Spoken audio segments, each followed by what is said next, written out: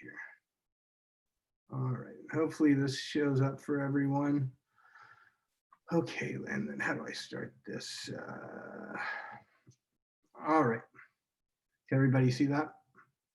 Yes.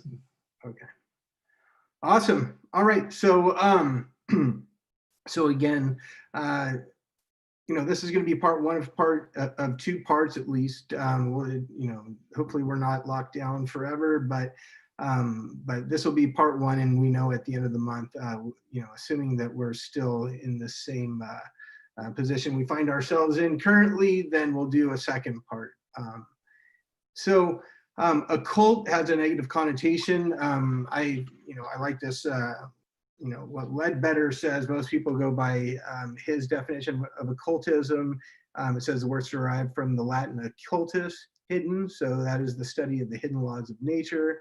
And so it goes on and on. It talks about that really there's nothing negative or demonic about the word occult. It's simply, you know, the study of that which is hidden.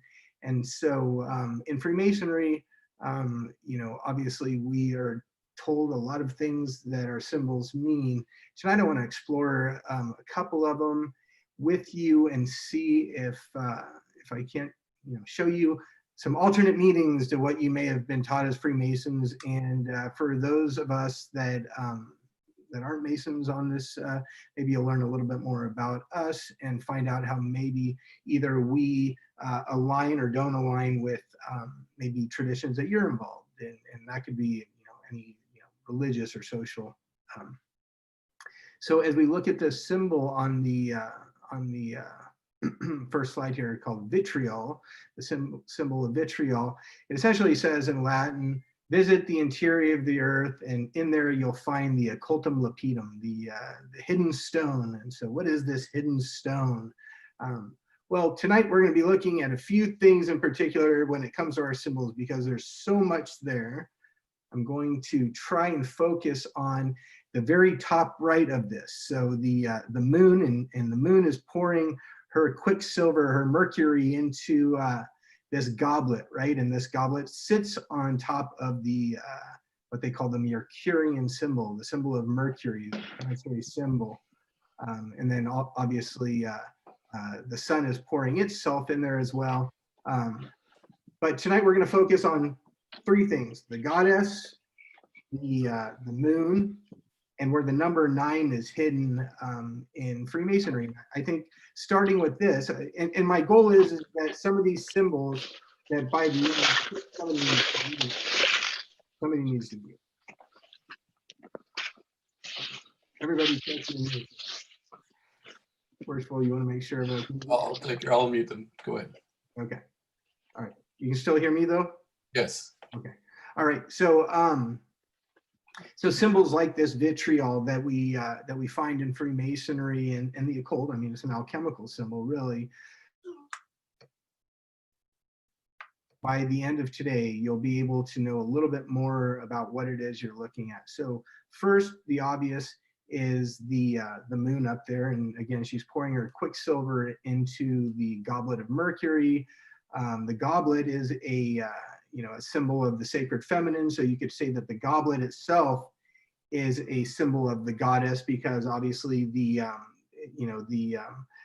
cup itself is indicative or representative of the womb. Where the number 9 is hidden in here is, you can see at the bottom you have as above, so below, right? You see the sphere terrestrial on the right, the sphere heavenly or celestial on the left. So as above, so below. So there's your first two. Then you go up to the left, and I don't know if you can see. Can you see if I point at things with my cursor? Maybe not. Okay.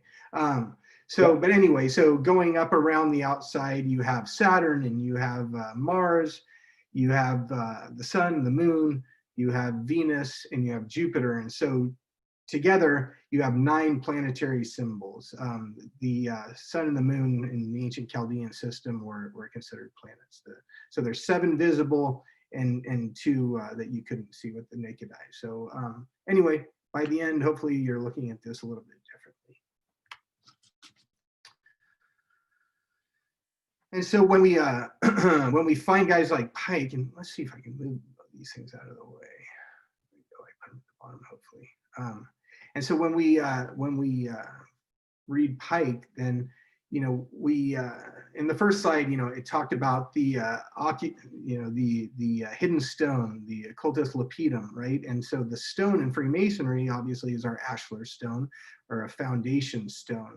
So we need to get used to the language of symbols. So there might be one or two words, and the words can actually be in different languages, but Latin and Greek, and all the people that were involved in the earliest days of Freemasonry in its modern sense were certainly proficient in all those languages and Hebrew. So sometimes they played with words in all these different languages. So anyway, Pike was one of those types of elites of his day, and that's why he was an officer in the Confederate military, poet, and a few other things. But anyway, so he says there are great truths at the foundation, which we know that's the word lapidum in the first slide, right, of Freemasonry, truth which it is its mission to teach. So like to visit the interior, like the visita in the first slide. It behooves every disciple diligently to ponder inwardly, and there's the interiora, and digest, because the word rectificando in there, so visit the interior of the earth and you will essentially purify yourself or rectify yourself, which is how to digest or distill and come up with this hidden stone. And so and the stones, we're going to get into some of the occult meanings and the Kabbalistic meanings, but just think of the word itself, right? Your stones are your testicles. They are your ovaries. These are a part of your reproductive system. And so, but there's reasons why they were why we develop words like, your stones. And so anyway, so it's obvious to an occultist that, looks for the hidden meanings of these things, that this Pike quote is saying something quite similar to the first slide. Oh, why is it telling me no? It won't let me change. All right.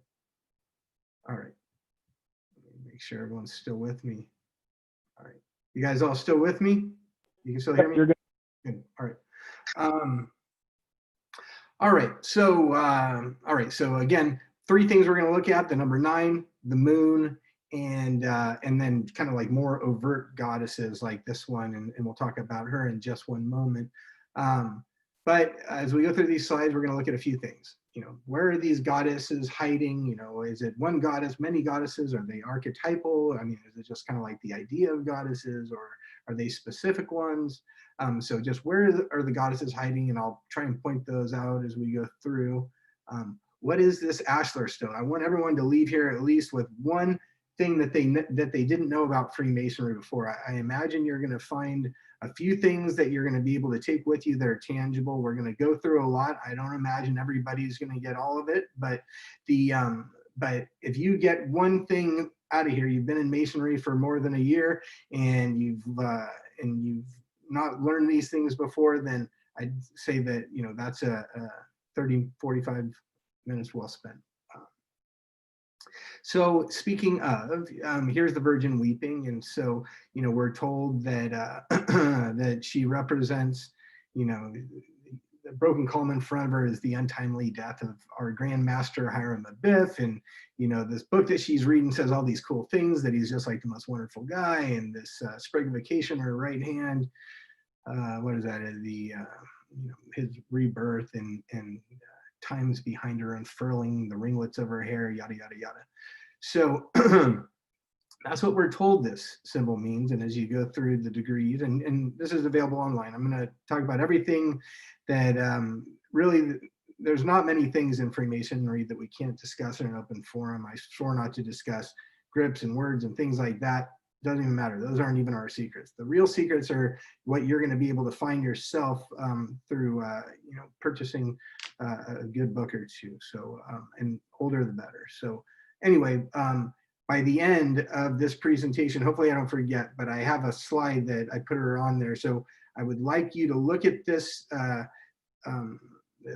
plate that we've seen since the moment we've entered Masonry, and see if you can't reinterpret that after this. Why does it keep saying no to me? Okay, let me see. reason. There it goes.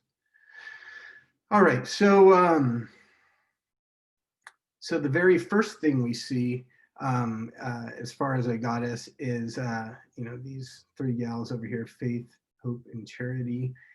Interestingly, if you look at the one on your left, you'll see that faith is showing us the right side of her face, and the one on the right, she's showing you the left side of her face, right? And maybe this other one over here, the other one, you can see three of them. I can't point, but if you look at the one to the right, you see that there's a lady facing you, and then each of the other two ladies are showing you a side of her face, right? And then look in the middle slide and see what the phases of the moon look like. When you have a waxing or a waning moon, they show a different side of their face to you. So these are, when you see a female like this, especially in antiquity, when it has to do with secret societies like ours, at least, you know, debatable. I know they say we're not a secret society, we're a society with secrets. It's all, you know, inconsequential. We were a secret society, we come from secret societies. Numerous other secret societies use these same symbology. And so when you see the female, what she's representing is the goddess, the moon goddess in this case. And that's why, you know, the menstrual cycle comes from the word moon, right? The word month comes from moon. The Monday comes from moon. And so in Kabbalah, which we'll get to momentarily, the moon is associated with a particular aspect of deity, of God. God, you know, came into being through a series of emanations or spheres or circles. One of those is associated with the moon, and it just happens to be the ninth.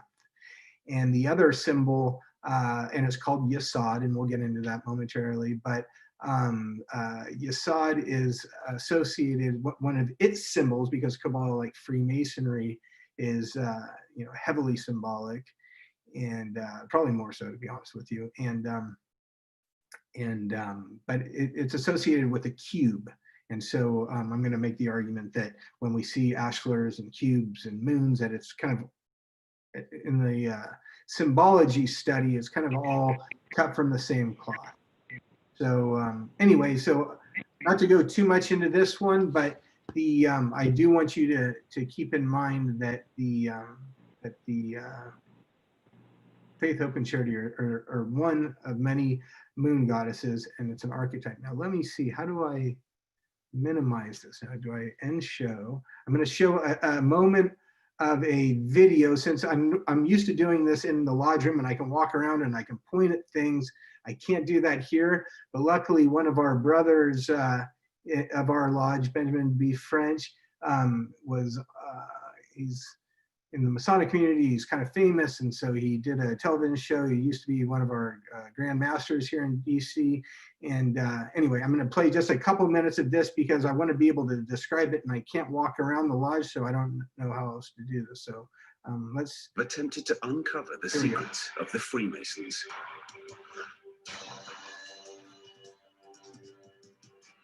The threads, codes, and revelations all appear to connect at a single location: America's capital.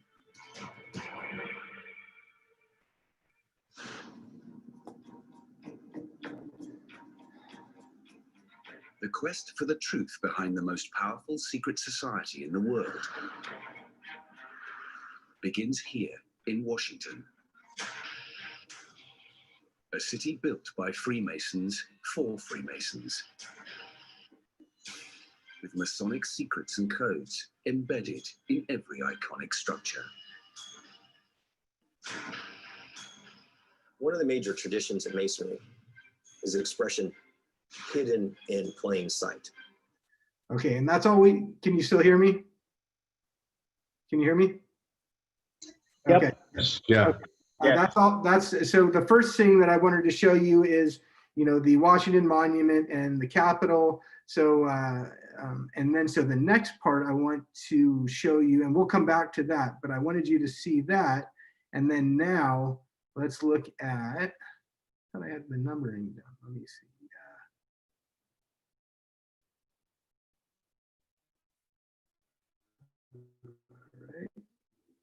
Okay. And so this next piece is going to be, since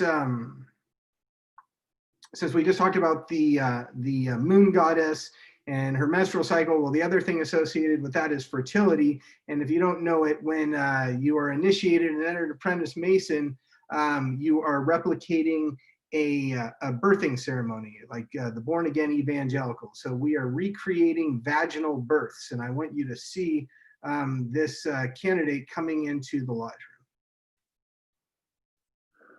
Hi, I'm Rex Moore with the Well, that Motley wasn't supposed to Fool happen. in front of BMW's self-driving exhibit at CES in Sorry. Las Initiations, Here we blood go. oaths, or codes and symbols for identification.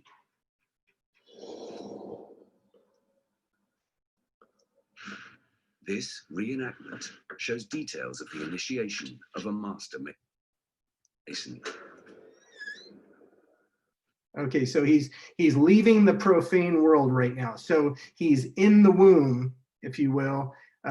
He's in the profane world, and you know, and so he's coming in darkness. And as you'll see, he has a rope tied around him. In Freemasonry, we call it a cable tow. But the gynecologist or the obstetrician just calls it an umbilical cord. So here we go. In the first stage of initiation, the newcomer is blindfolded. His clothes stripped away, he then swears never to reveal the Masonic secrets. In the final stage, the master reenacts a death and resurrection ritual with the initiate himself as the stand-in human sacrifice. The initiation is an esoteric process that conveys, through the language of symbolism, powerful concepts and presents the individual with tools that he would use in order to improve himself. All right, that's all we need out of that. So let me see. All right. So because I can't walk around, we got it that way. All right, we'll do our best to. Okay, so let's see. This one? It's this one. I think it's this one. Okay. Let me go back one though. So so again, as you're coming into the lodge room and you have this rope tied around you and you're in darkness, it's a baby, right, coming through the birth canal. And you know that there's these two big pillars on the side that could be on one level representing your mother's legs, right? And so, but also more importantly, these are the energies of the male and female. The two pillars on the outside of the west gate, as we call it, the door that leads you in, is in the Eastern traditions, they call it Ida and Pinkala. The Taoists might call it yin and yang, yin yang. In the Old Testament, they're referred to as Adam and Eve. But regardless, when you're in the lodge room, you'll see a couple things. You'll see blacks and whites, right? You see these mosaic floors that we have, these trestle board floors. The black is female energy, white is male energy. Black because of the night, the moon, light because of the sun and the male. So very simple, but you'll see that is played with throughout throughout our tradition. So what else do I want to tell you about that? Oh, and then one other thing to keep in mind. So if we're wondering, like, where was all these goddesses hidden throughout Freemasonry? Okay, so we've been in Freemasonry for all of a few moments now. We've come out of a vagina. Now, next thing you know, we are, you know, as we're being brought from darkness to light, we're hearing the alchemical book of Genesis coming from the east. And what does it say? It says, in the beginning, God created the heavens and the earth. But that's what you hear in Masonry. That's not what it says, though. You know, in the Hebrew, so the Hebrew, it says, Barashit bara Elohim. So there's David. I love it. There's Worshipful Master from Israel. Thank you, David. Yeah, Barashit bara Elohim. So what it actually says is the beginning created God. And it doesn't even say that. So what it actually says, because the word God is two letters, Aleph Lamed, A-L. So Elohim is mistranslated as God, but really it can mean a couple things. So when you add in the next letter, the H, so then you get Eloah, And Eloah means goddess. When you add on the next two letters, it's the same as adding an S in English. The I am, the Yud Mem, it makes it plural. So it can either mean the gods and the goddesses, or it can mean the dual gendered God, right? And so for our purposes, God is going to be both male, female, and you'll see why later. So, I thought, were you supposed to have a slide on? yeah, no, I wanted to just finish that before I did. So then when we look at this, we ask ourselves, why are we called the District of Columbia? We just saw in the video that it was designed by Freemasons, for Freemasons. Everything's hidden in plain sight. Most Worshipful Brother Akram Elias told us it's all esoteric. So why are we called Columbia? Because we're not the district of the country of Columbia, and we're not named after Christopher Columbus, and his name wasn't Columbus, it was Cologne, right?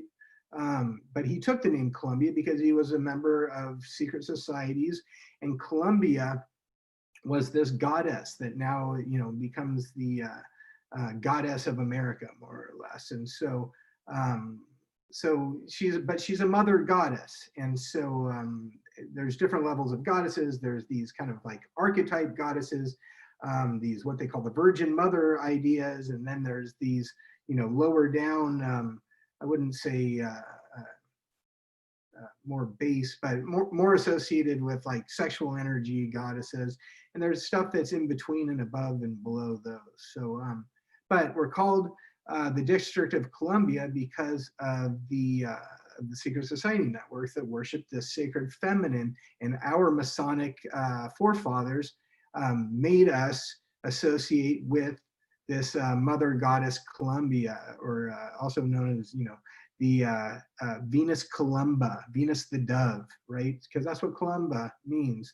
But so the goddess Venus, also known as Aphrodite, Isis, you name it. I mean, all these archetypal mother goddesses, that's who Columbia is, you know. And so Aphrodite was also Venus Columba. And but in the secret society networks, you know, if we're all talking about the sacred feminine principle, why even call her by any of these names that we put out there for the Cowans and eavesdroppers? We write their books thinking like from their mentality, the guys behind the Rosicrucian movements and Shakespeare, and, you know, so if we're writing their books, when we're meeting together, we're just calling her Our Lady. And Our Lady in French is Notre Dame, and in Latin is Nostradamus. So our Lady of Freemasonry that's hidden throughout, we can call her Notre Dame, right? And again, just like this Capitol building that you see on Butler's book here, the City of the Goddess, Notre Dame Cathedral had this, you know, kind of womb-shaped, you know, dome. And these domes are, you know, these churches and domes, these are all kind of uterine type buildings. So again, just reverence for the sacred feminine throughout. All right.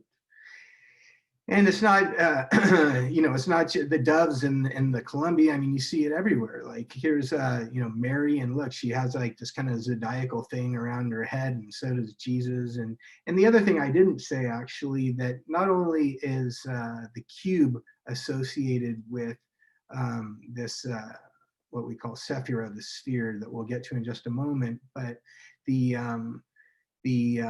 but also water. And so it's very interesting that Jesus, which is, you know, some say, some traditions say that Jesus is a conflation of the Y, which is from Jupiter, and Zeus, which is Zeus, so Jupiter, Zeus together. And also here's Mary, which in Latin is mare, the ocean, right? So she's associated with the water as well. And that's why, you know, there's what's called all this Piscean symbolism, you know, the fish of Pisces and everything else associated. But in this picture of Mary, you can see that, you know, she's holding a dove saying like, hey, hint, hint, like I'm Columbia, right? I'm the goddess. And so, and then next to it, this is actually a poster I have in my house. But this, you know, World War I poster, you know, she's wearing a very interesting hat. If you've read Jamie Lamb's Myth, Magic, and Masonry, you'll recognize what she's wearing. But if in her left hand, she's pointing upwards with the flag, right, as above, and then she's pointing back to earth, so below, and she's like announcing it with authority. Look at me, I'm a hermetic, I'm an occultist. And so in everything about this is occult, because she has one foot on the land, right, one foot on the stones, the yasod, and one on the ocean, because she's also Mary Made. And then you see, and here's the statue of Columbia from the top of the Capitol. They must have brought it down at some point. And then here is the all-seeing eye of Freemasonry, of Egyptian mythology, the Eye of Ra, and that is Columbia Broadcast Service, CBS, and Columbia Pictures, and she's holding this torch of illumination, and so on and so on and so forth. So we see that the goddess of Freemasonry, you know, she's all over the place, and if you know what to look for, you'll find that a lot of these male-dominated societies, and by the way, I mean, you know, the Vatican and all these places that you think are so, male-dominant, surprising to find the goddess hidden everywhere, and just different types of goddesses covering different types of energies, because that's really what they are in Hermetic philosophy, Hermetic being hidden and sealed philosophies. It's just this, this cache of beautiful stories and around the mythologies, but hidden between all these mythologies, these mythos is, something very real, these archetypes and these different types of female energies. Yeah. All right, so let's see, which one are we on? So we see certainly the goddess, and so but following what we looked at in the first vitriol slide, coming back to this, so there's the zodiac, and you saw there was nine planets. Although we looked at the globe, celestial and terrestrial, really imagine the seven, what they call the seven visible Chaldean planets, so the sun, the moon, and then everything out to Saturn, Mercury to Saturn. So that's 7 in total. Then there was 2, because they're not worrying about Pluto yet, because Pluto's so far out that its influence on Earth cycles and is so negligible that they're not really worrying about that. Maybe they don't know it's there. I'm not, saying they did or did not, but there was 9 planets, 2 that weren't visible, which were Neptune and Uranus. So it's interesting when you look at all these lodge rooms, you see these zodiacs everywhere. And so we're going to get into more why, and Worshipful Brother Jacob Bressman's on here in a couple weeks or so. I'm going to do his Royal Arts chapter, and we're going to get more into the Royal Arts secrets hidden in our degrees. And but for this one, but by the way, so talking about stones, right? So if we're talking about the cultus lapidum, the hidden stone, right? In this bottom one, the Royal Arch illustration number 4, they call this top stone the capstone, the keystone, or the stone the builder rejected, right? And you see stones like that everywhere. I mean, there's always a reference to some stone. There's always a stone the builder rejected, or something else. So cubes and stones, and by the way, cube in Arabic is Kaaba, right? And Kaaba with God, Kaaba Allah, right? Kaaba Allah. So you see that, like, these cubes and these stones, you find them just hidden everywhere. And by the way, when you go to Mecca on your Hajj, right, and there's this big Saturnian black cube there, and so everywhere. And by the way, if you've ever been to the top of the House of the Temple here in Washington, D.C. for the 33rd degree of the Scottish Rite, Freemasonry, in the middle of theirs, they have a black cube as well for their altar.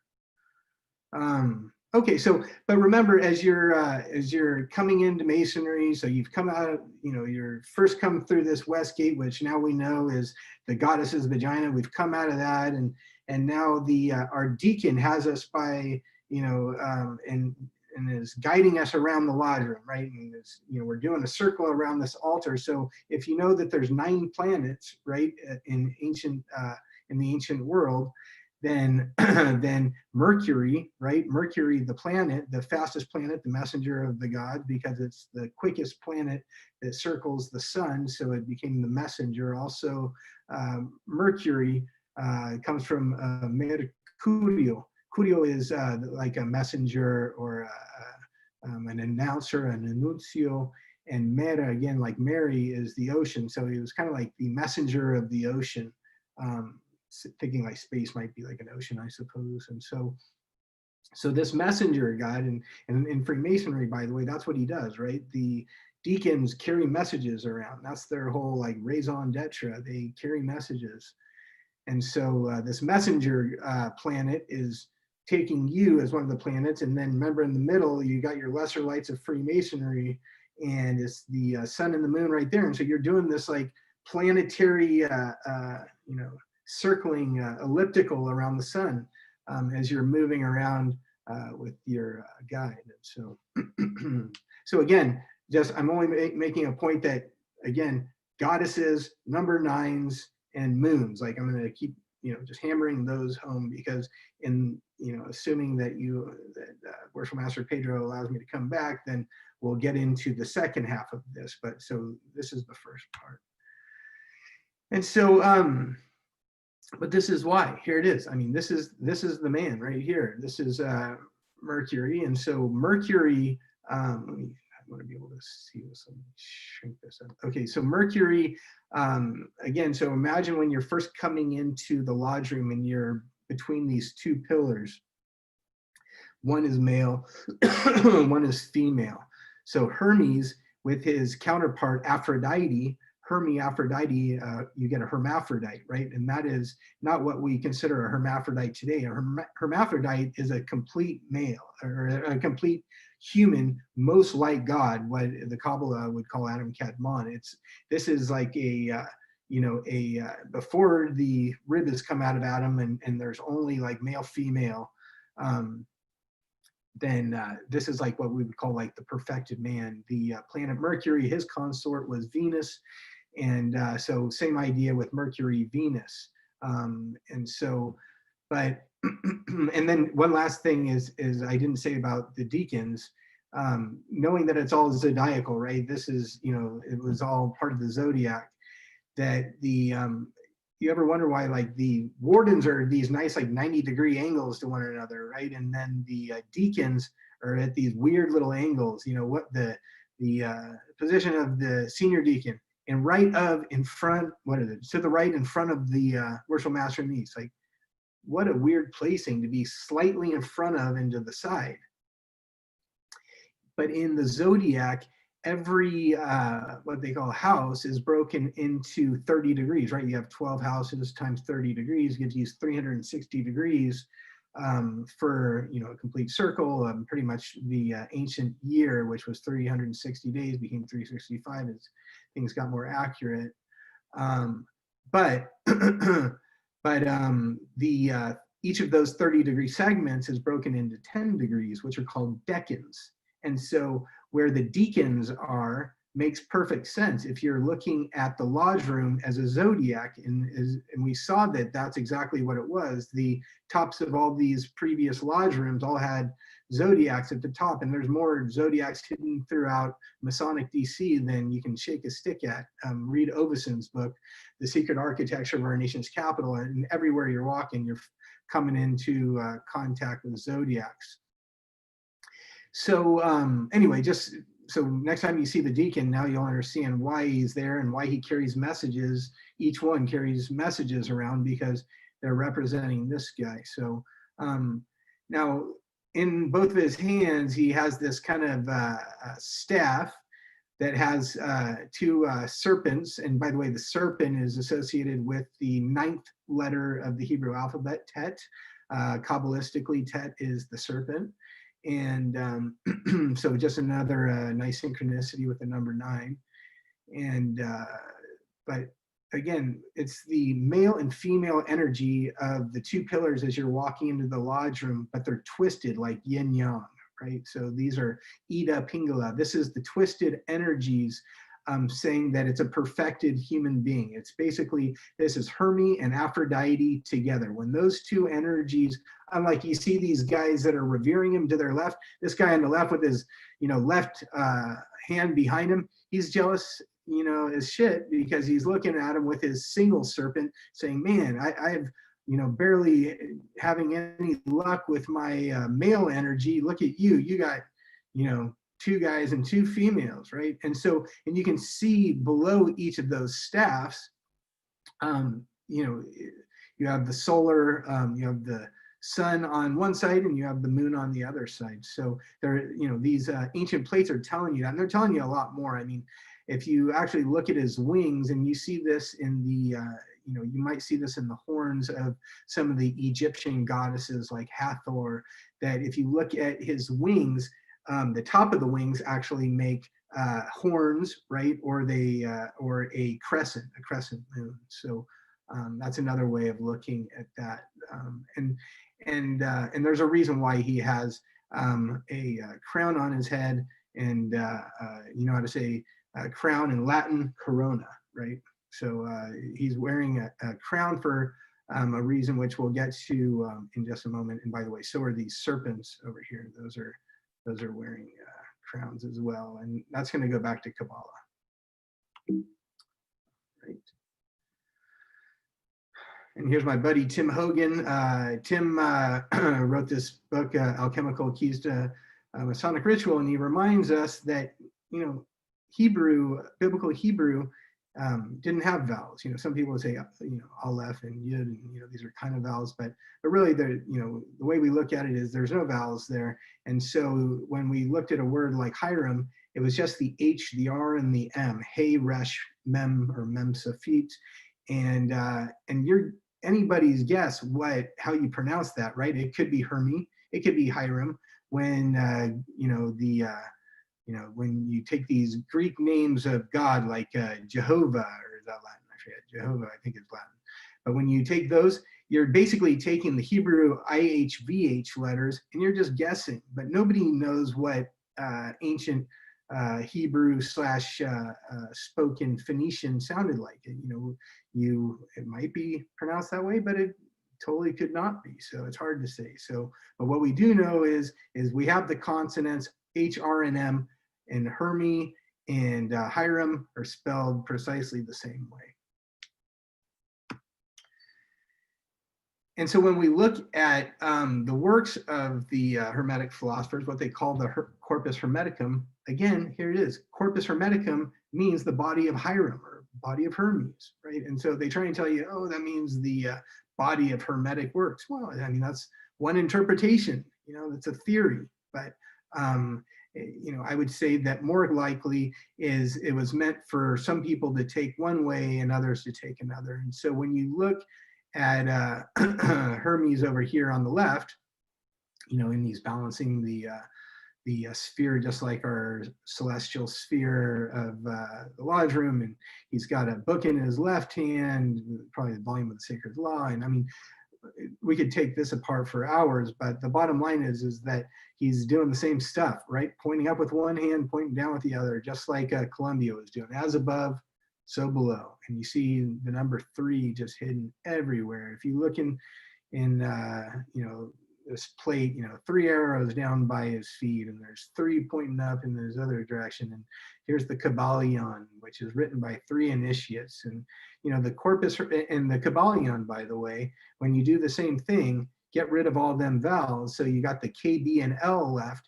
You got the Kabbalah, right? So Kabbalion and the Kabbalah, there's a reason why the teachings are so similar. It's the same stuff. They're both from ancient sources. They're both from probably the same well.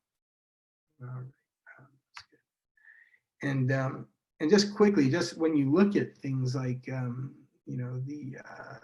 comparative mythology of Hermes, what they call Hermes Trismegistus or Hermes Thrice Great, it's not apples to apples, but you got basically the same outline as a king, philosopher, and priest as you do as the 3 pillars of Freemasonry, right? A king, and then you play with the story slightly. Maybe it's not a you know, the architect, and maybe, you know, this guy is not the other king. But basically you see three, you see this other trinity of, you know, three archetypal males. And Hermes was also known as the father of alchemy and astrology and theurgy, and there's at least one author out there. I know one of my buddies on this lecture doesn't like when I say this, but it's not me that's saying this, but at least one of the authors out there has said that Abi is, when you say Abi, you're saying without. So Abba is father in Hebrew. Abi could be to say without, so to say without a father. So if we're saying Hermi or Hiram Abi or Abif, it could be saying without a father or a widow's son, which is one of the things that we say about Hiram, that he was a widow's son. It's the same thing we say about Horus, right? Horus, whose father, the slain Osiris, and his, was, you know, so he was born of a virgin Isis, you know, an Immaculate Conception story as well. Yeah, so anyway. And the more we look at the Hermetic teachings, the more we see this, you know, synchronicity with Freemasonry. I mean, here's Solomon, and we'll get more into this towards the end of this presentation, but Solomon is this, just like, you know, Hermes and Aphrodite and Mercury, Venus, you know, Solomon is male, female, right? This is like the Adam Kadmon. This is the perfected human. We find that there's these 7 principles of Hermetic teachings, which are very similar to our 7 liberal arts and sciences. They got this whole thing about, you know, turning lead to gold, right? Which is like what we're doing. We're taking rough ashlars like me and turning them into perfect ashlars like Worshipful Master Pedro. We are taking, and then the penalties of the degree, right? So Hermetic teaching is all about alchemy, and so my Freemasons that are here, think about what Tim Hogan says. You know, he's an alchemist and a Kabbalist, but when he's describing how it is he makes one of his potions, and he's, you know, got one of these platforms, the one that's not YouTube, whatever it's called, the other online one. When you watch some of his presentations, he reminds you that to make one of his potions, what he does is first he takes an herb and he tears it out by the roots, and then he puts it in a he puts it in a beaker, like a glass container vessel, and covers it with alcohol, and then he puts it in what's called a sand bath. So he puts it in sand and heats the sand because he doesn't want the flame to go directly onto the glass. And so you set it into sand and heat the sand, and so it heats slowly and evenly, and you want rough sand. You want the rough sands of the sea to put that thing in. You don't want like fine sand. And then twice in a 24-hour period, you pull the glass out and you shake it up and you break up the herb into the alcohol and the alkaline, and you start breaking down this herb in order to go through this distillation process. Again, thinking back to Pike's quote. So what you've done is you've taken an herb, pulled it out by the roots, and you've buried it in the rough sands of the sea, and you've taken it out twice in a 24-hour period. And, you know, if you're a Freemason, you're going to hear a bunch of buzzwords in there that are going to make you think, you know, wow, what is it that we're doing in our degrees? And like I said, they're spelled nearly identically, Kabbalion and Kabbalah, when you get rid of them useless vowels. And here's Pike and Hall saying roughly the same things. And, you know, here's, you know, De Hoyos' interpretation of Pike saying that, you know, we know that this came from the Hermetic philosophers of England talking about Freemasonry. And here's Hall saying the same thing, that, you know, all of this is Hermetic. So, all right, let's see. All right, so now let's focus a little bit more on Kabbalah, because I think we have a good grounding on the symbolism, hopefully now. And so I'm imagining some of you are familiar with Kabbalah, some not so much. We're not going to get deep into it. The bottom line is that, you know, the idea that God comes from nothing. I mean, literally nothing. And God has a thought like that, man, maybe I'm nothing. Like realizes that it's nothing, which at that point makes him something. And so it's a very complex idea and a very complex philosophy. And those of us that study these things, that we meditate on just those first three stages of, the deity making like a first thought and a reflection of itself. Well, the reflection of that first idea is represented, if you look at this, at one of these slides on the far left, these very first three on the top. So beginning at the forehead and then around the sides of the head of this guy on the left, what they call Keter, Hokmah, Binah, wisdom, understanding, and intelligence, intellect. And by the way, so you want to know why the very top one is called the crown, Keter, Corona, Keter, and so and that was the reason why Hermes had a crown on his head. So, but these top three, you know them from your religions most likely. If you're Hindu, you know them as Brahma, Vishnu, and Shiva. And if you are a Christian, you know them as the Father, the Son, the Holy Ghost. And if you're a Kabbalist, you know them Keter, Hokmah, Binah. I mean, you name it. This first three, which is a mirror of the unknowable first three, a reflection. We know their names. And by the way, if you look next to look more down towards the belly button, and the only other, the one that we're focusing on today is this one down by the belly button. There's one at the very bottom, Malkut, which means the kingdom. That is the physical world, the material world. Again, that has to do with coming into the lodge. When you're first coming into the lodge from the material, the Cowan world of material, right? Material comes from the word mater, or Spanish madre, or French mère. It means mother, material. Malkut is called kingdom because the earth plane is made up of 4 kingdoms, plant, mineral, you name it. So, but above that is Yesod. And Yesod again means the foundation. It's the ashlar, it's the stone, the foundation stone, the cornerstone. I mean, you name it, the rock, the occultist lapidum, everything that has to do with the cube is there. And so it is, not getting too technical, but it is more of a male aspect sphere, sephira, but also male and female at the same time. And if you look at the High Priestess card, because the tarot are just hieroglyphs of Kabbalah, right? And so that's all they are, if truth be told. And so that's why above the High Priestess's head, well, first at her feet, she has the moon, right? Above her head too. See, she has this weird little hat thing that it is both a moon, but with a little bit of a sun in it. We'll get to why that is later, but just at her feet, she has the moon, and she's the goddess Luna.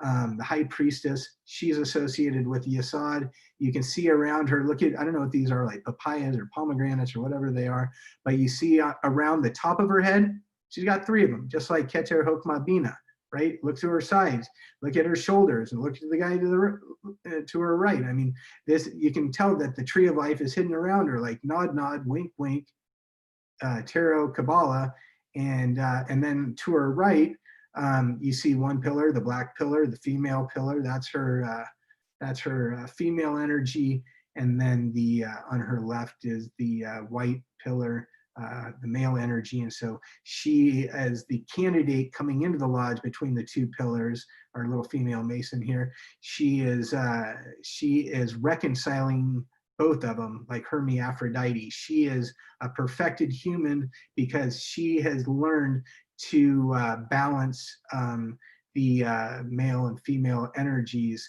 and she has become the caduceus.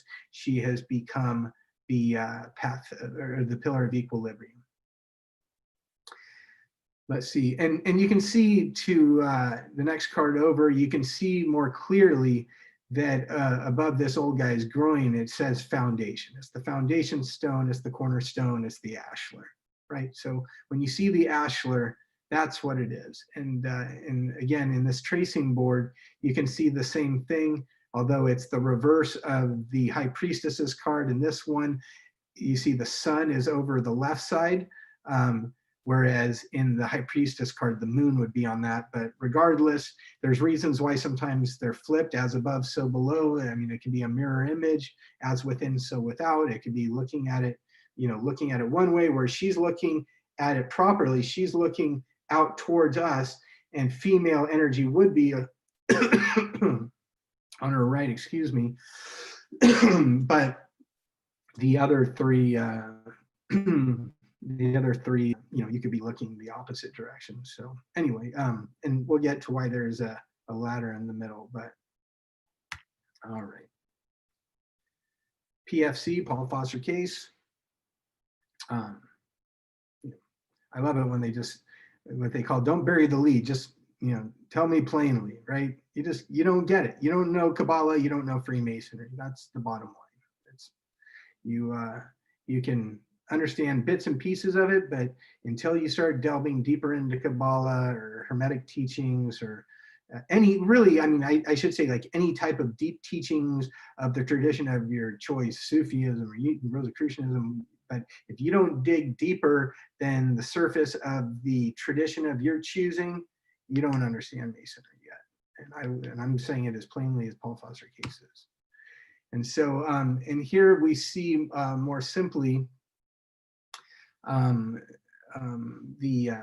the pillars represent. So again, if we start at the far right, we see the dark pillar, and the dark pillar is the female, and you can see it as the downward pointing triangle.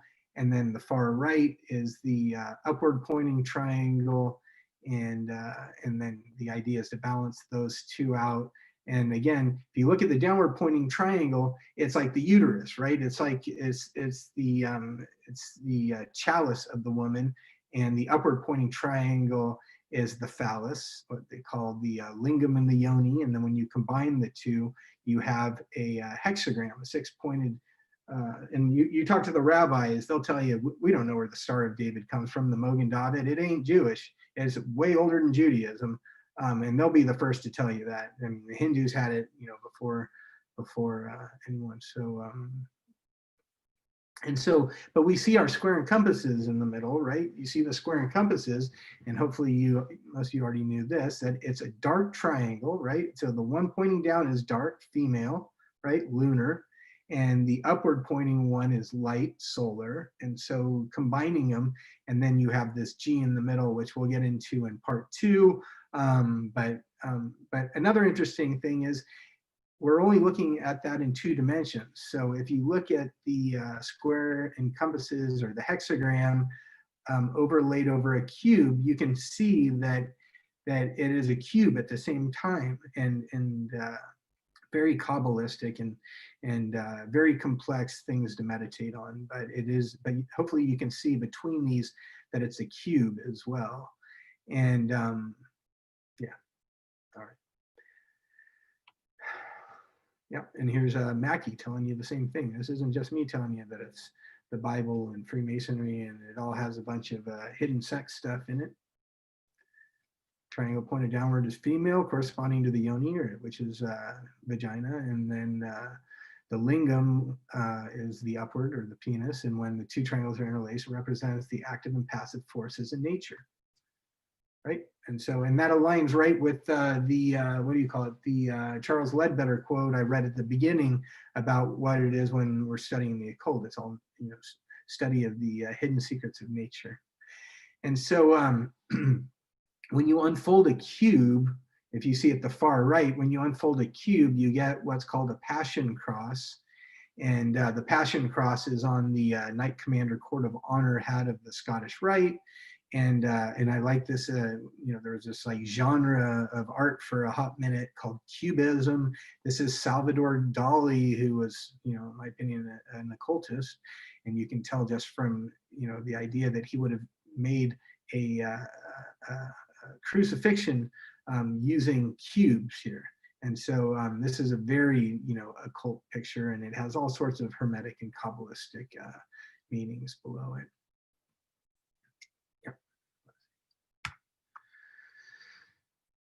Yeah, and here, and then back to the point that it's nice when people don't bury the lead and just tell you like it is. If you, know where to look, Pike's telling you that you're not, most people aren't intended to understand Freemasonry or the symbols. They're just supposed to think that they understand them. But if, truth be told, it doesn't matter. When the student's ready, the teacher will appear. Those symbols are ready to be understood if you're ready to roll up your sleeves and put in the work. That's what he's saying here. So the going back to the middle pillar. So a couple things here. So the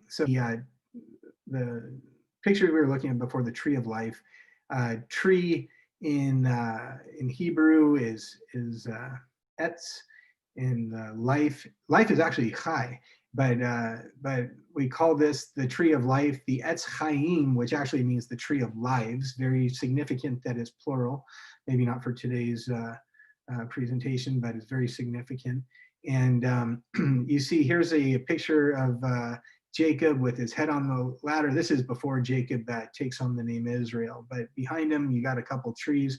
The tree of probably the tree of knowledge of good and evil, and then this tree of life, which we're studying today.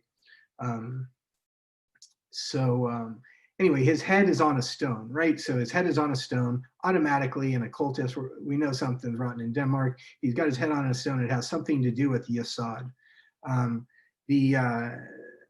My buddy Joe Martinez knows that in the ancient world, they used to revere at these crossroads. They had a head of Hermes on this big kind of cubical stone called a Hermai. Same letters, by the way, as Hermes and Hiram. And on this Hermai, people would go by and they would put oil. I mean, it didn't matter if you were Roman, Greek, whatever. Like, you were passing a Hermai, everybody respected this stone at the crossroads, and they put oil on it. Well, you see a lot of the same stuff. After Jacob has his vision here, he calls this stone, what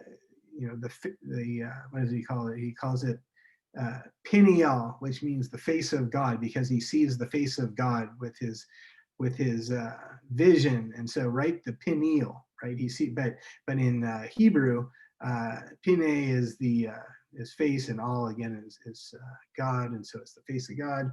So he sees the face of God. But so now this is all baked into like Peniel, and his head's on a stone, and he's got this kind of middle pillar, this yellow brick road in front of him, this stairway to heaven, right? This is what it's all about, ladies and gentlemen. This is what we're talking about today. The perfected man learns to control the energies of Yesod, right? And he's got his head on the stone, on the foundation, on the ashlar, on the moon, and he's learning to control his sexual energy. And again, it's the energy of his stones, right? And so in the female version of her ovaries, he's learning to control that, and that is what leads to the ascension, to see God up this, Jacob's ladder, which is really something else entirely. All right. Another quote from Pike. Oh, I think I might have done this one twice. Sorry. I think we already did. Oh no, this is a different one. No, I don't. Anyway, I don't need it. All right, so now let's look a bit at how we might find the number 9, the goddesses, the moons. How does this all now fit in with maybe some higher degrees? Here's Scottish Rite degrees, and so now if we're looking, this is my buddy Walter Benish. He's a brilliant researcher, buddy of mine.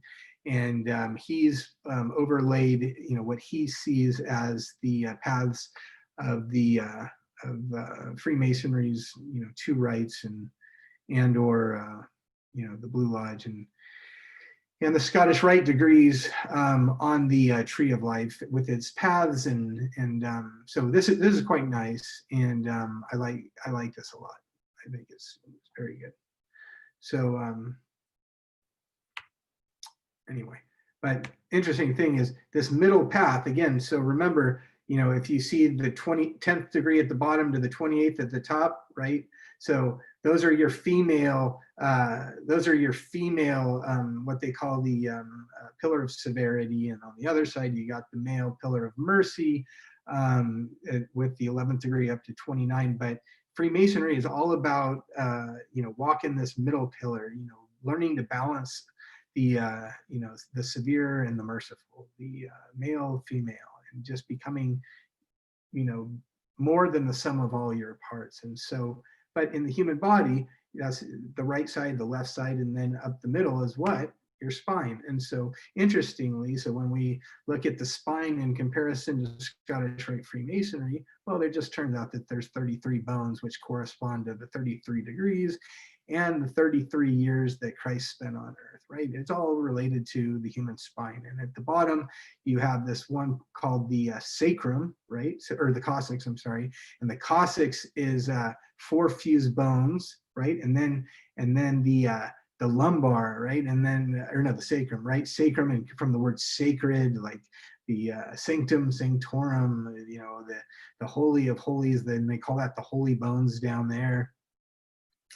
And then you go up into the lumbar. Lumbar means tree, yeah, the tree of life. It's, the Etz Chaim, there it is. And so, and you see and by the way, these are the goddesses, believe it or not. These 3 letters on the right side, these are the mothers of all Hebrew letters. The Hebrew, when we say, from the book of John, in the beginning God created, in the beginning was the Word, and the Word was with God, and the Word was God. So the very first act of creation in this tradition of Kabbalah and others was what we call in Greek the logos. It's the speaking everything into existence. Well, the very first thing uttered in is probably these 3 mother letters. So there's these 3 mothers, and these are the 3 mother goddesses as well, or the 3 goddess, maybe archetypes, maybe not mother goddesses, but they're called the 3 mother letters of the Hebrew alphabet. And the top one, Sheen, is Kabbalistically fire. Mem, below that, water, and Aleph, air, at the bottom. And interestingly, so we say Sheen, right? Sheen or Shem, and water is Maim. So when you put them together and you get Shemaim, is also how you say heaven. So when we go back to our Genesis 1:1, and it says, Barashit bara Elohim, in the beginning God created the heavens. Well, first thing he says is At. Barashit bara Elohim, in the beginning God created At, and which means Aleph Tav. It's like saying Alpha and Omega. He created all the letters of the alphabet, because Aleph and Tav is the first and last letters of the alphabet. The next thing he does is, and then it says God created the heavens, Shemaim, or Shemaim, and it's fire and water. That's what he's saying. God creates fire and water. And then it says earth, however, that's after that. But so very interesting. So Kabbalistically, there's so much going on there. And that's just like the highest level of maybe a Kabbalistic study, but like we really start breaking up all these words. The first word, Barashit, which means beginning. I mean, we dissect that a million different ways from Tuesday. Let's see. All right. And so it starts to make sense why for your 14th degree ring, you get this little triangle with this first letter on it, which looks like a male phallus. And but that's the letter Yud inside of a triangle. Remember, that's the triangle that we saw at the beginning: the Father, the Son, the Holy Ghost, Brahma, Vishnu, Shiva, Keter, Chokmah, Bina. That is the Holy Trinity, with the first letter of the name of deity, which we commonly pronounce as Jehovah. But as the occultists, we are a little more precise in our words, and we like to call it tetragrammaton, a word of 4 letters. And so, but up in the upper left corner, those are the 4 letters: Yud, Hey, Vav, Hey. Yeah, anyway, so, but that's why, one of the main reasons why your 14th degree ring has the letter Yud in it, because it's shorthand. And by the way, the secret of that Yud, so Yud and secret in Hebrew is Sod. So the secret of Yod is the Yesod, right? And so that's the foundation. That's going back to the sphere. The Yesod is the secret of Yud, or the secret of the name of God, or the lost master's word, because nobody really knows how to pronounce this. Maybe they say like the rabbis, like nobody, like in Judaism, they won't even pronounce it. I mean, the Christians might say Jehovah, but in Judaism, they don't even use that word. They use, so going back to this, so you say Shin, Mem, and Aleph. So the bottom one, that letter A, when we say air, it's Aleph, but because the breath is also like air, you can substitute that that last letter for an H, and when you do, you have H, and then you have the SH at the top, and then the M, and so that's the word that Jews might use to substitute for the word of God, which is Hashem, and spelled backwards, it's Meshiach, or Messiah. And by the way, on the top of this honorary 33rd degree white hat, you see again, it's the tree of life, right? So there's the spine with a couple cross pillars on it. And I'm not going to get into the Royal Arch. Like I said, I'm going to be at Jacob's chapter soon, and I'm going to get more into this. But just to say that the Ankh in ancient Egyptian hieroglyph means life, just like the tree of life, right? And so, so when you see a guy like King Tut, Tut's real name was Tutankhamun, right? Tut, son, Ankh, life, Amun, Amun Ra, the god. So Tutankhamun was son of the living god Amun Ra. And so, so when we see this Ankh, and it's called life, and it fits so nicely with our tree of life. If you ever studied, you know, who Amenhotep was, and what, you know, the Exodus really was, there's some really great research out there that says that Moses was probably this pharaoh that, you know, fled Egypt, and when he did, he took these ancient secrets, which later we associate with Judaism, but really is far more ancient. And I'm Jewish, so I'm allowed to say that. Tarot, Torah. Okay, so so again, going back to the idea that that the cards of the tarot are really just hieroglyphs for Kabbalah, and that Kabbalah, as we've already seen from Pike and Mackey and Ledbetter and everybody else. I mean, you can't understand any of this Freemasonry stuff without understanding Kabbalah. Kabbalah is, you know, one of the main books is the Torah, which means the law. And so, but interesting. So when we look at what I said earlier, a word of 4 letters, a tetragrammaton, Torah, T-O-R-A, because you don't need the H. The Torah and the tarot are spelled the same. And so if you look in the 10th card here, the Wheel of Fortune, or in the Eastern tradition, what they call the Wheel of Samsara, the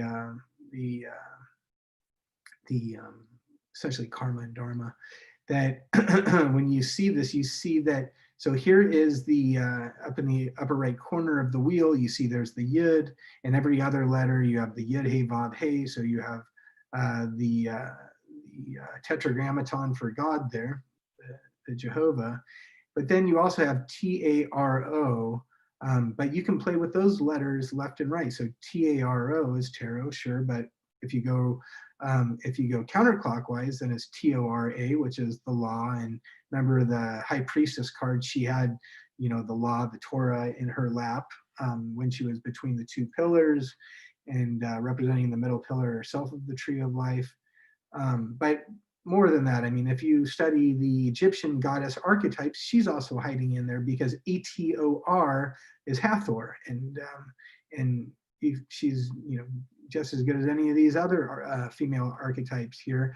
And, you know, it's inside of a wheel. Wheel is Rota, R-O-T-A. So depending on how you play with that, there's code after code after code hidden in there. And again, if you're a Royal Arch person, you know, you see these, what they call in Hebrew, the Hayot HaKadosh, the holy creatures of Ezekiel's vision. You see these on the banners of, in the Royal Arch chapters. I shouldn't say too much more about that, so I'm gonna stop. But also, certainly our Knights Templar, right? So the Knights Templar, you know, revere this this symbol here, what they call the Chi-Rho. And the Chi-Rho is, supposedly the, after Constantine has his vision, and, he says, like, in this sign you will conquer. And so this is what all the Roman soldiers, get on their shields. And again, if you've read Jamie Lamb's books, he gets really into the religion of the Mithraic cults, and just how beautiful and incredible it all is, but how it's all the same. I mean, if you study astrology and alchemy, I mean, it's a slightly older version based on the age of Taurus. But anyway, so the P that you see in the middle is really the R sound. And then the X around it, imagine the X is just a T on its side. And then around it, you have, for Jesus, the Alpha and the Omega, the beginning and the end. So you have 4 letters here in Greek. You have X, which is a sideways T, a P, which is an R sound, an A, and an O. So here you have hidden the same 4 letters, T-A-R-O, right? Those are the 4 sounds that are hidden in that Chi-Rho.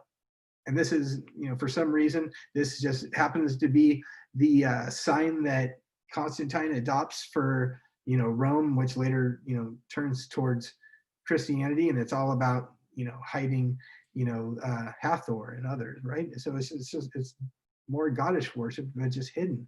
And again, going back to the corona, the crown, the tree of life, in the Templars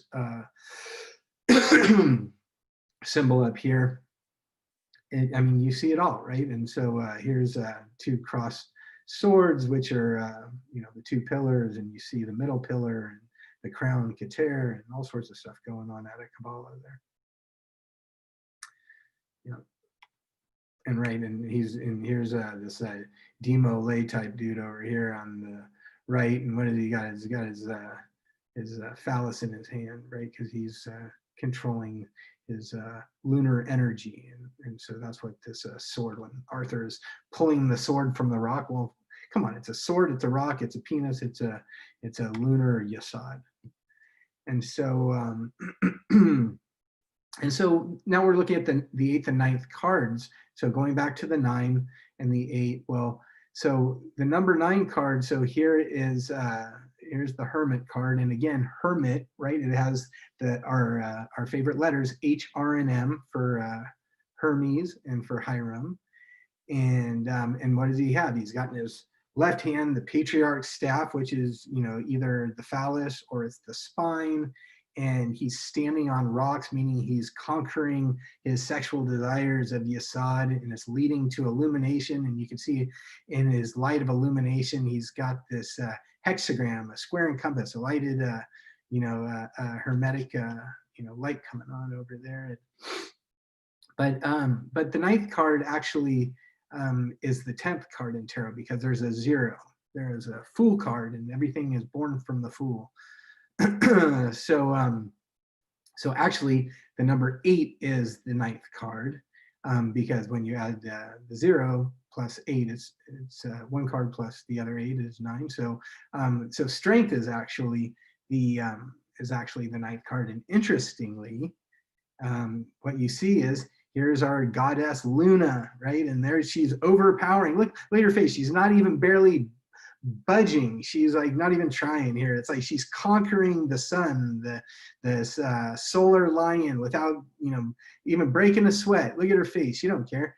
And but that's because she's conquered the sexual lunar energies, and now she's working with her husband's solar energy. And if you ever look into Blavatsky and her work with the Colonel, you'll see something very similar to when somebody on this path. And in Freemasonry, we call that keeping our passions within due bounds. It's sexual passions, and it's learning how to channel them. And we're getting towards the end, so which might be why my worshipful master is texting me. Okay. Oh, all right. I didn't realize I was going so long. All right. So and in the book of John, we see that which is born of flesh is flesh, and that which is born of spirit is spirit, because at the end of the day, that's what this is all about. This is all about being born again. This is where Nicodemus says, to his master Jesus, when he's learning about being born again, Nicodemus says, how, Master Jesus, like, how could I be born again? What, can I crawl back into my mother's womb? And Christ says, no. That which is born of flesh is flesh, but that which is born of spirit is spirit. And so that's what this is about. This is about a second birth.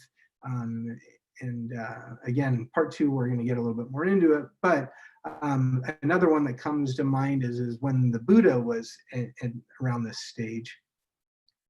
The Buddha was, becoming enlightened, and light was pouring off of him. And one of the passerbys looks at him and says, "Man, what are you?" He says, "Are you a god?"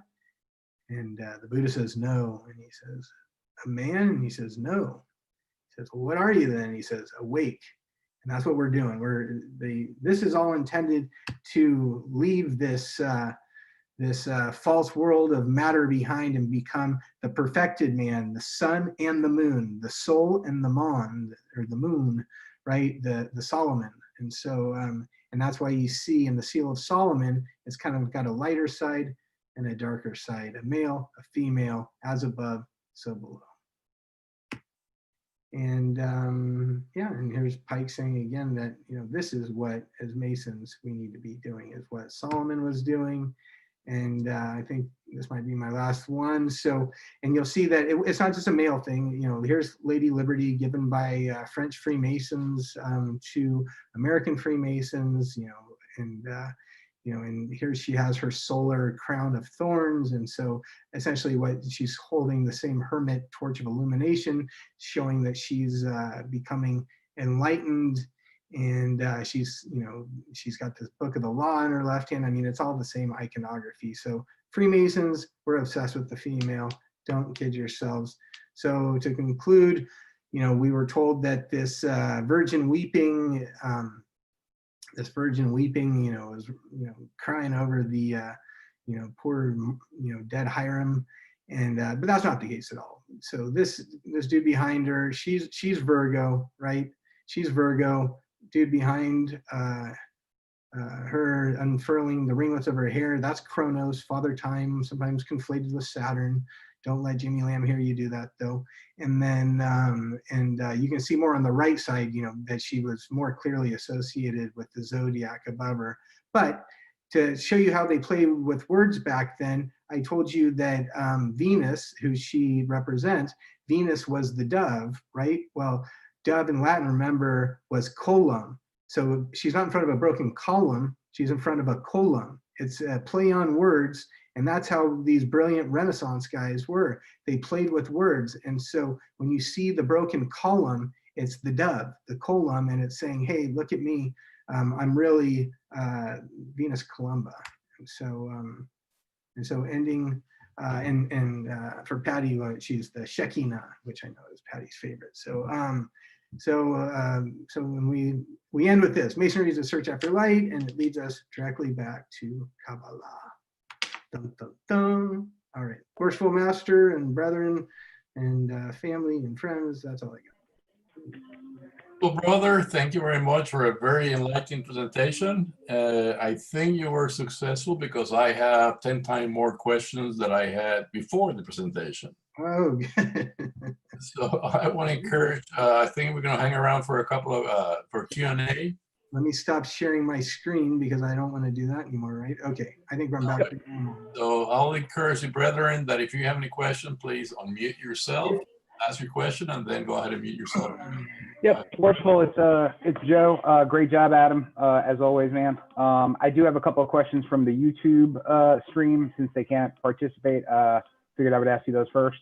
So got a question from Brother Nathan Tweedy. About an hour ago, he asked, as Columbia and Aphrodite are the same archetype, and as the Masonic pomegranate can be taken as an allusion to the story of Persephone going to Hades, is this a further allusion to the archetype, or is it unrelated?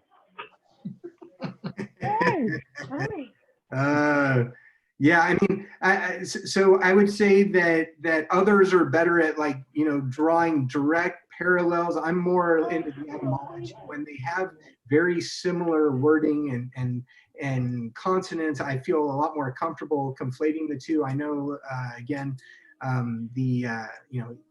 I've been slapped on the hand for conflating Easter with Ishtar, although I would still defend that. But and Joe's very good with the study of ancient goddesses. But what I will say is, yes, I mean, more or less these are the same archetypes, and not only is the pomegranate seeds associated with the story of Orpheus and what's her name? Eurydice. Yeah, very tragic story. And if you've seen, as a matter of fact, up in New York, I know we don't do it on Broadway anymore, but I went and saw that play with my mother, Hadestown, and I had no idea. She just picked it, and it's this beautiful story of Demeter, Persephone, I mean Hades, and then it has like overlaid this beautiful story of Eurydice, and oh my God, it was amazing. So when things get back to normal, inshallah, then go see that. But I'd say that me, like many others, would look at the seeds of plenty of the pomegranate like sperm. Sperm is, I mean, that's one obvious example. Yeah. Awesome. And then another question from Monica Kinney was more a comment. She said, going back to your slide about the Scottish Rite and the Tree of Life, she said, interesting how the 10th degree is on the side, and in the Kabbalistic Tree of Life, it is found at the bottom, 10, Malkuth, Kingdom. Yeah. And there were some other comments. I will send you those offline. There was someone correcting your Hebrew, but I'll send those to you via Facebook. So, good job, brother. Any other questions? Awesome job. We really loved it. Oh, thank you so much. Appreciate it. That was the best thing I've ever heard. Oh, you're too sweet. Thank you, Patty. You need Ew, to write a Patty. book or like 5 versions of, like, keep it going till the day you die. Just keep writing more and more. Thank you. When you started the presentation, I thought you were going to allude that God wasn't female. I was kind of surprised. So I'm glad with the rest of the presentation. Sure. Dina. Yeah, yeah, it's always hard to, like, with these, it's like you want to get into some of that, but you know, you don't want to lose the forest for the trees. So I'm with you. I mean, getting too into all the different sephiras, one thing I think is easier to focus on one, because at the end of the day, what we want more than anything is, or what I want more than anything is to hopefully, bring a little bit more light to somebody that comes into these degrees and they think that there's nothing more than pancake breakfast and reading of the minutes, and they miss the beauty of Freemasonry. And, as an old curmudgeon-y past master myself, I don't want guys to get so, I get down on the craft because they, go to these meetings and that's all there is. And they need to remember that yes, we were a secret society, and maybe not so much these days, but it doesn't matter because we are the receptacle of ancient teachings. And if you know how to read symbols, then everything is that much richer, which is why when Worshipful Master Pedro in the beginning, gave my little bit of Masonic CV and said that I, done these, hidden in plain sight walking tours. That's my favorite. Like, people walk around DC, they don't even walk around, they sleepwalk through life. And when, you take someone and you walk them down the National Mall and you show them, what it is they're walking by every day when they walk by the FDA, the Commerce Building, Department of Justice. It just blows you away, the occult symbology everywhere you look. And so we were in France not that long ago, me and Worshipful Brother Jacob, who's online right now. did a hidden in plain sight walking tour down the Champs-Elysees, and all of these same ideas, right? So at the end, we end on the Statue of Liberty, but don't forget, there's a Statue of Liberty right there in the River Seine, right by where De Molay was set on fire, and Paris, right, is named after probably. Well, they'll tell you Prince Paris from the Trojan War tragedy, but really probably Isis, Per-Isis, right? And so Paris is probably named after that. But yeah, I mean, just the beautiful, and so Our Lady Liberty, right? You ever see during the Napoleonic Wars, it was always like this Isis type lady, liberté, like liberty, fraternity, equality, right? Liberté, égalité, fraternité, and she had one breast out, which is always like Isis did. So I mean, obviously, all the same type of stuff.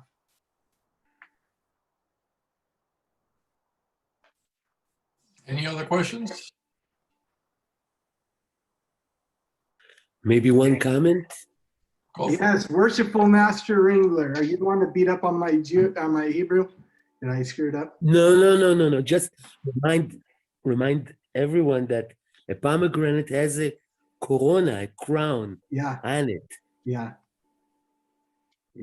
And can I just tell you that Bashir, like I got to meet Worshipful Master David so as the Grand Orator, I set up a visitation for a few of us Grand Lodge officers, including the Grand Master, to Israel for the installation of their Grand Master, which they only do every other year.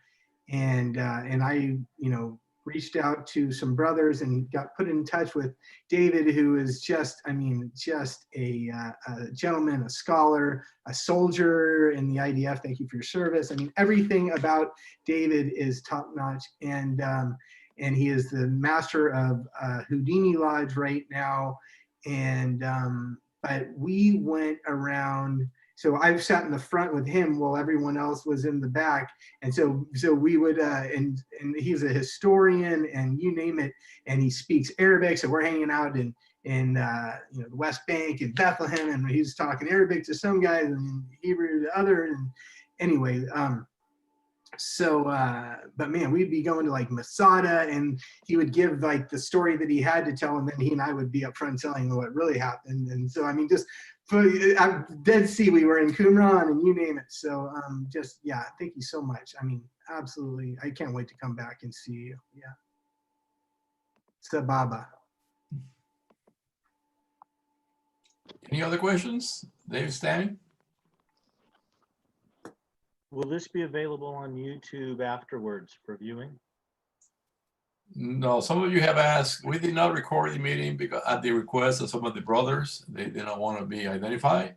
So no, it's not going to be recorded. However, we will have a part 2, which will continue, and then we'll see if we can record that one and add some of the material presented today. Yes, I actually do have a question. It seems to me that there's a lot of numerology behind, these languages, and I was wondering if you could recommend something to like help wrap my head around it. What is a good one that I started with? I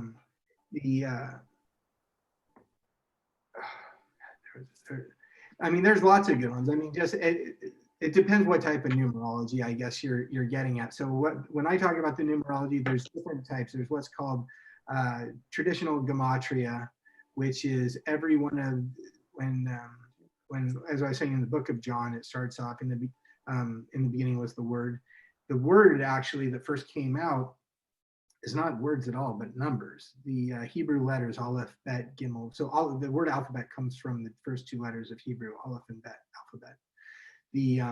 But those are the numbers 1 and 2 as well as letters. So when we say in the beginning was the word, not only was it the word, but it was really came out as a series of numbers.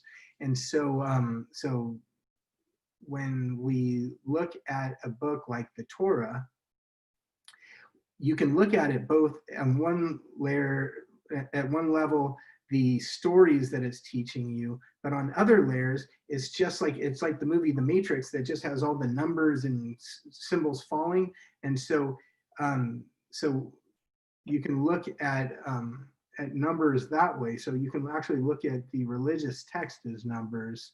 But more than that, I mean, you can look at synchronicities and like there's something called the 23 enigma. Like you find the 23 hidden everywhere. And so you got 23 strands of DNA and the Earth's tilt's 23.5 degrees and which fits in with things like the Fibonacci sequence, which is 1, 1, 2, 3.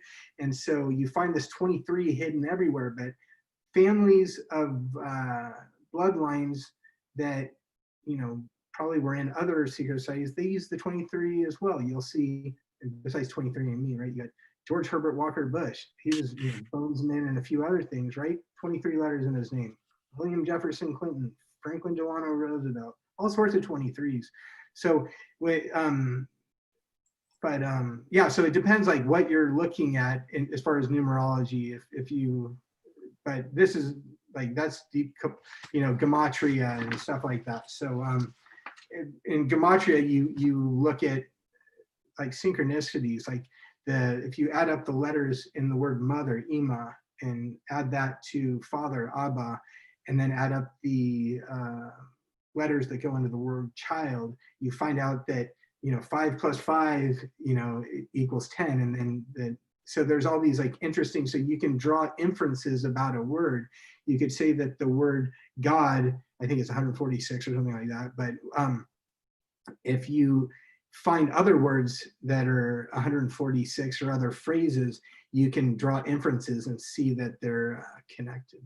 So hopefully that answered your question a little bit. I'll have to think about which book. So I think one was called Bozeman is the one I was thinking of, Meaning and Philosophy of Numbers, a rabbi from the late 1800s. I think he moved to New York, but it's a great first book. And actually our buddy, 2017 Grand Master of California, John Heisner, is the one that recommended that to me when he was just a lowly junior Grand Warden or whatever he was, I forget. So anyway, Meaning and Philosophy of Numbers, Bozeman is a great book.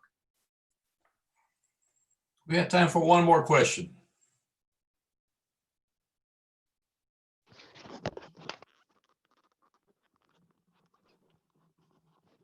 I don't know if David Stang is trying to ask a question, but no audio. David, you need to, hold on, you need to unmute yourself.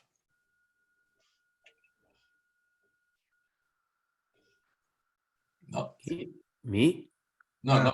A different David.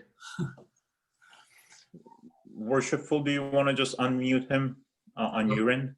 He's unmuted.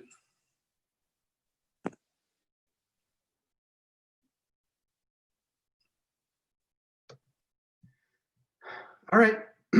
Well, they can always just message me, or I mean, you guys know how to get a hold of me through BBF. Hopefully we didn't keep you too late tonight. Maybe I'll just like end then, you know, and just say that thank you one more time. Like, thank you everyone that showed up. You know, wonderful sing, especially. I mean, I know it's very late for you, Worshipful David, in Israel right now. So thank you, and all my brothers in California. Thank you so much for coming and listening, and you know, obviously my Worshipful Master Pedro and all the officers of Benjamin B. French and all my brethren in the Grand Lodge of DC. But a special shout out to Joe Martinez. Joe, you're doing what they call the yeoman's work. I mean, this is making lemonade out of lemons right now. Like, you know, with all the shit that goes along with these shelter in place, you know, bullshit things that we're all putting up with right now. The silver lining is I've never seen so much Masonic education. I mean, normally I go to a lodge and I lecture, there's 20, 25 guys, you know, maybe if I'm lucky at Scottish Rite, I get 50, 60, but to have this many people night after night after night, and then all of these wonderful researchers, you know, that have just gotten involved, and just, I mean, the level of research and just has been, you know, it's really heartwarming to just see how everyone has come together recently. But just Joe, very much appreciate what you've been doing recently, and thank you for all you're doing. And with that, I'll take it over. And Adam, thank you for the time that you spent preparing this presentation. Not only hours, but I know you're doing a lot more for the other bodies. But again, thank you and I appreciate it a lot. For those of you that are still on the line, the part 2 will be on April the 29th at 7:30. And I'm sure it will be as interesting or even more interesting than the one that we had tonight. So again, I want to thank all of you for participating on our first webcast from Benjamin B. French Lodge number 15 under the Grand Lodge of the District of Columbia. And I hope to see you all again. And good evening and stay safe. Take care.